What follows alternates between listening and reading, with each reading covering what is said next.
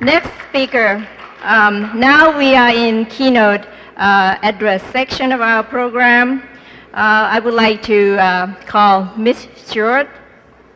Mitch served as a battleground state director for President Obama in 2012 campaign. In that role, he oversaw a strategy that garnered victories in 9 in 10 states. Prior to joining the 2012 campaign, Mitch served as National Director of OFA. During the 2008 campaign, Mitch was the Obama for America State Director for Virginia, and you know what happened in 2008. We won Virginia for the first time in 44 years. We are excited to have Mitch back in Virginia. Ladies and gentlemen, Ms. Stewart.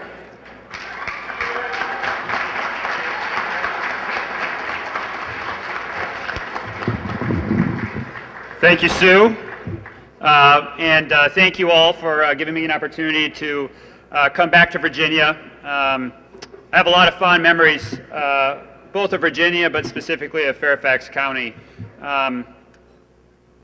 I came to Virginia shortly after the Indiana primary.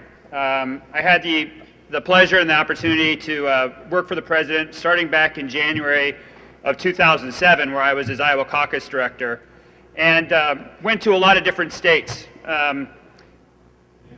As the primary wore on and you felt a little bit more confident that we were going to get the nomination, we started looking at different states of where you would want to be placed.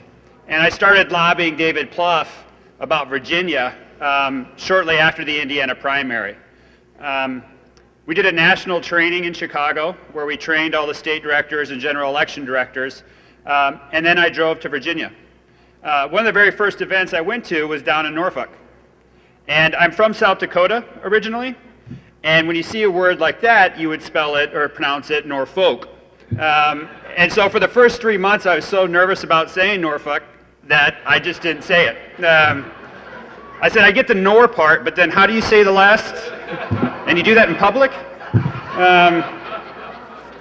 But I was talking with Mark and Scott, about some of the work that was done here in Fairfax County. And a lot of times in campaigns, you find volunteers, and they're a group of people, and then there's also the county leadership or the party county leadership. And oftentimes, they're not the same people. What I can tell you about Fairfax County is that they're exactly the same people. So the folks that you elect to represent you and lead your party are the folks that are out there organizing door knocks and phone banks and making sure that that data is getting entered. It's one of the reasons that you've been so successful. And so I've had a lot of warm memories. There's a lot of familiar faces here. I'd be remiss if I didn't introduce you guys to Johannes Abraham, who is right now Chief of Staff to Valerie Jarrett, the President's Senior Advisor.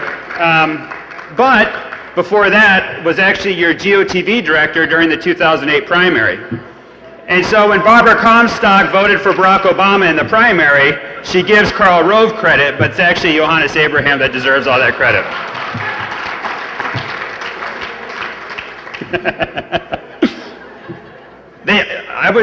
I remember Operation Vote. It happened after the Virginia primary. I don't get caught in a lie like that. Seems pretty silly.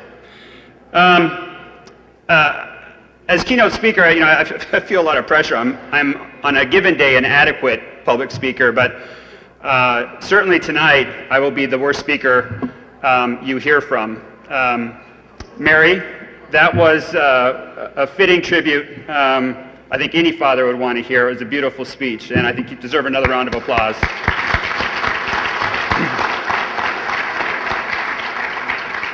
And Congressman Moran, you've been a fantastic public servant, a brave public servant, willing to take positions that a lot of other folks in Congress would not. And we should celebrate the great congressman that you've been. But based off of your daughter's speech, you've been even a better father. And so I just want to add my voice to the chorus of others, saying congratulations and thank you for all that you've done. There were several other giants in the room earlier. Senator Mark Warner had a chance to sit next to him. And so some of the stories that I have from the campaign in 2008, the president would come here and he'd be in a big tour bus, like a Britney Spears tour bus. You know, it has a fancy room in the back, it had flat screen TVs, and I would travel around with him quite a bit in that as we'd go to different stops throughout Virginia. And the most nervous I've ever been on the bus with the president was when Senator Mark Warner, the president, and I were talking strategy about Virginia. And as you know, Mark Warner, before he became governor, before he became senator, actually ran statewide campaigns in Virginia. And so I stayed up the night before memorizing all the different jurisdictions, all the different vote numbers that we had by jurisdiction so that I could try to seem smart, because I didn't want someone who is very, very intelligent about how you win campaigns in Virginia asking me a question in front of the future president and me not knowing the answer.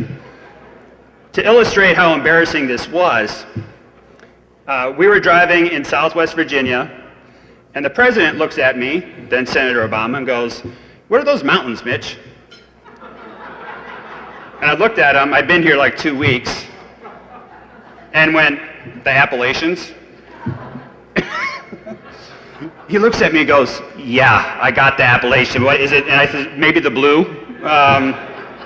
And thankfully, the bus driver actually was from the area, and he gave a really great speech about all the different landmarks that we were driving by. But I didn't want to repeat that error. And he was a huge help, obviously, in 2008 when the president won here and Mark Warner was on the ticket.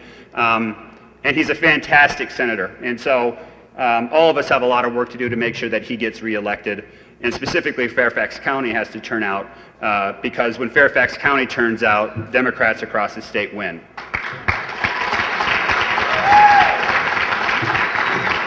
Lieutenant Governor Northam, I've never met you before, but congratulations on a successful 2013. It looks like Virginia is going to be in good hands for a number of years with all the constitutional office holders that you now have. It's a pleasure to meet you. And Congressman Conley, I think, left, but I had the pleasure of meeting him in 2008, actually at an event that Johannes was putting on for the then Senator Obama, I think in Springfield. He has been a stalwart supporter of the president's agenda and democratic ideals, a very proud banner carrier for us as a party, but also just a really, really, really good public servant. And so, Jerry Conley, Congressman Conley, pleasure seeing you here as well. A couple other folks I'd just be remiss not to mention. Senator Tim Kaine, who I had the pleasure of working for 2 years. So when I came here, he was Governor Kaine, he was then Chairman Kaine, he's now Senator Kaine. When I was trying to introduce him, I was running through all the different titles that he's held, and I said, "Well, sir, I don't know, what title do you prefer?" And as you guys can imagine, he looked at me and goes, "Just call me Tim." So, all right, well, Tim Kaine, everybody, and everyone clapped and cheered.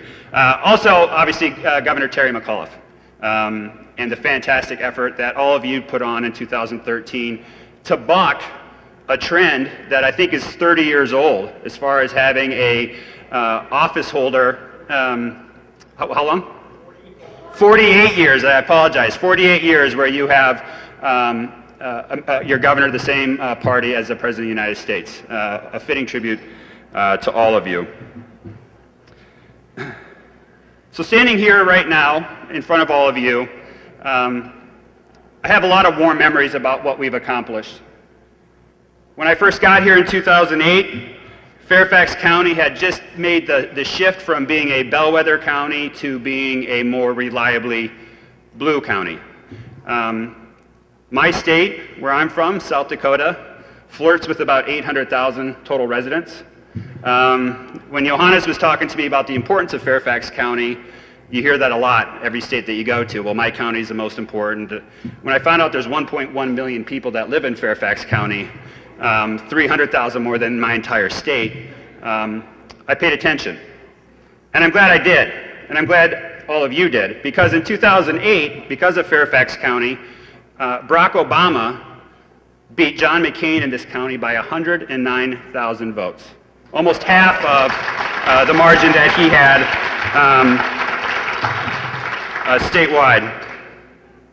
We had a motto on the campaign. It was a Field of Dreams approach, for folks familiar with that movie. You know the line, if you build it, they will come. And so we opened up offices. In fact, we opened up about 58 offices in 2008 and close to 80 offices in 2012. And I remember the Republican chairman said in 2008 that these were a bunch of Potemkin villages, whereas basically just a storefront and nothing behind it.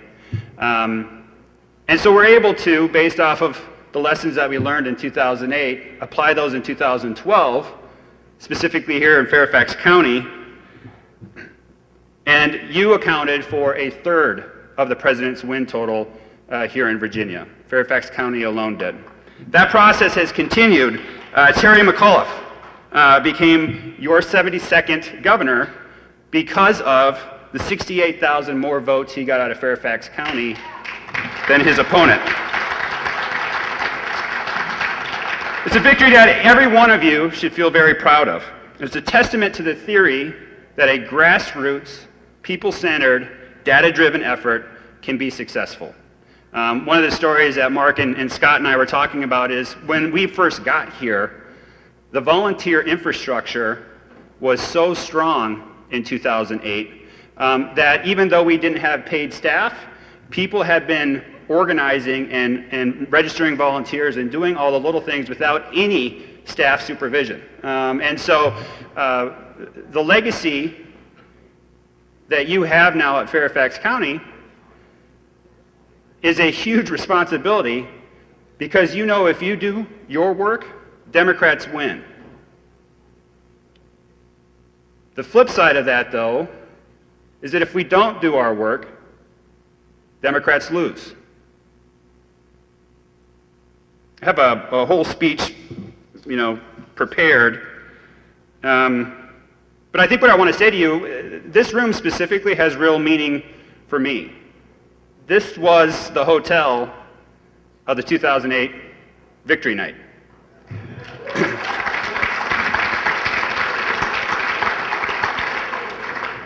And I was in a room off to the side, what you call the boiler room, taking in numbers. And just like with Terry McAuliffe, the first returns that come in on election night tend to be from very rural, very conservative districts. And you always start you always start as a Democrat statewide down. And it's not until you get to the Hampton Roads, Richmond City, Henrico County, and work your way up north until you see Democrats start to first stop the bleeding and then slowly climb back. It's then Fairfax County that puts a candidate from losing to winning. You did that in 2006 with Senator Jim Webb. You did that in 2008 with President Obama. And you did it again in 2012 and 2013. So off to this room, while Tim Kaine, Governor Kaine, was in here, giving a fiery speech, Virginia was the last state that they called before Barack Obama was named president. Yeah.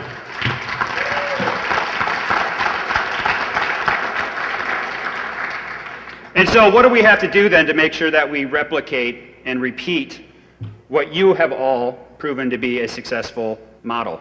And it's about people out on the streets and having friends talk to friends and neighbors talk to neighbors about why 2014 matters. And we know it matters.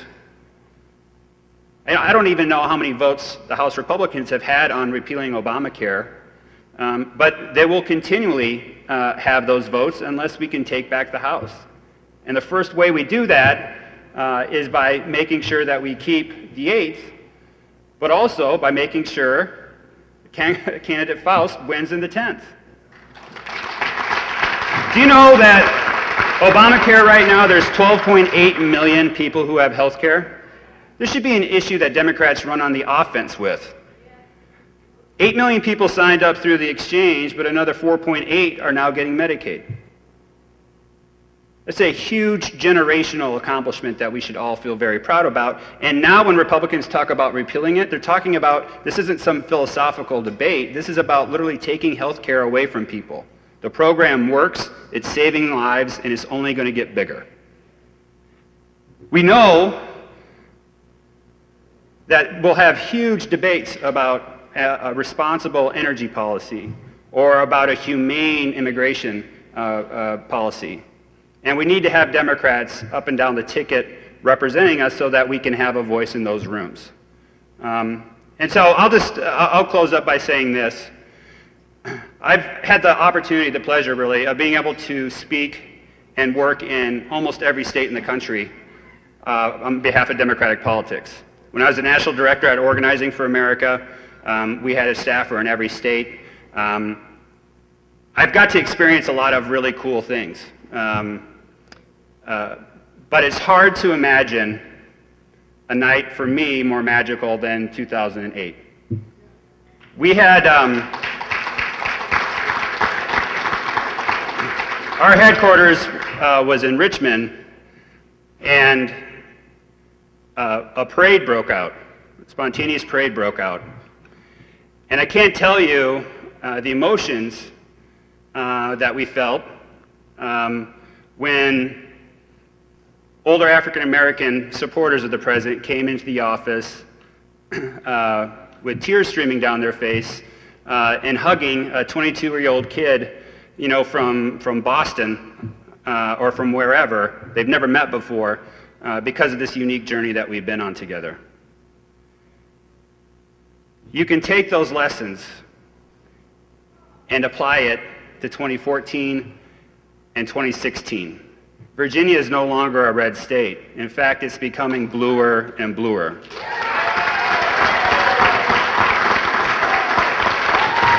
So in 2014, what I'd ask is that you stay focused, make sure that we get Mark Warner back in the Senate, that we keep the 8th, that we have a new congressman from the 10th, and that in 2016, we stay focused. Because I promise you this, my last job was Battleground State Director. I was responsible for all the states for the president's re-election campaign. There isn't a pathway for a Republican presidential candidate to get to 270 electoral votes without Virginia. You have that responsibility. And you in this room, and Fairfax County Dems, hold the key to that. Because you know if you turn out, if you work, Democrats win. We can't let 2014 be a 2010. And we have to make sure that we expand our gains on 2016 so that Virginia, for presidential cycles moving forward, is always a Democratic state. So thank you all very much for having me. Good luck to everyone. I look forward to celebrating with you all on election night.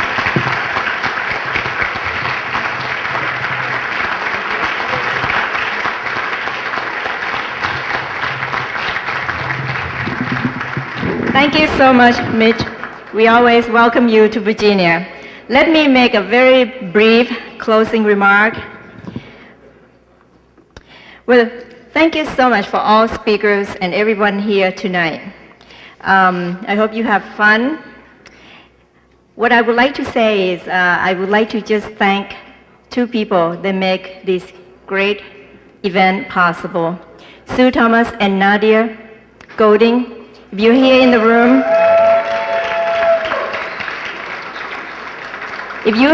room, can you come up?